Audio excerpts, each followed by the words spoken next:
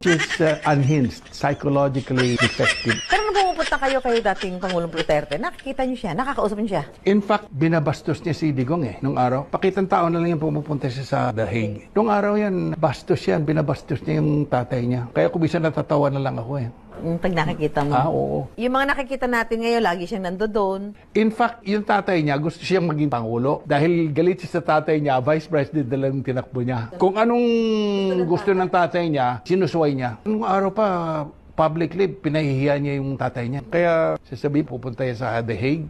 Baka hindi kaya nagsisisi siya sa mga ginawa niya sa tatay niya. May pagsisisi ba ang loka-loka? Si Vice President Sara Duterte. Loka-loka. Bakit po?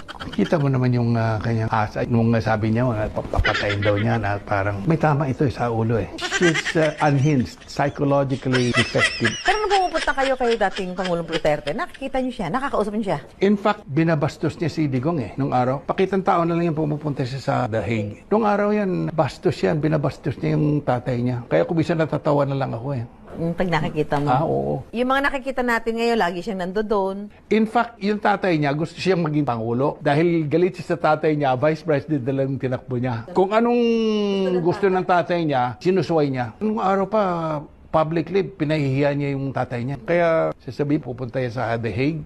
Baka hindi kaya nagsisisi siya sa mga ginawa niya sa tatay niya. May pagsisisi ba ang loka-loka?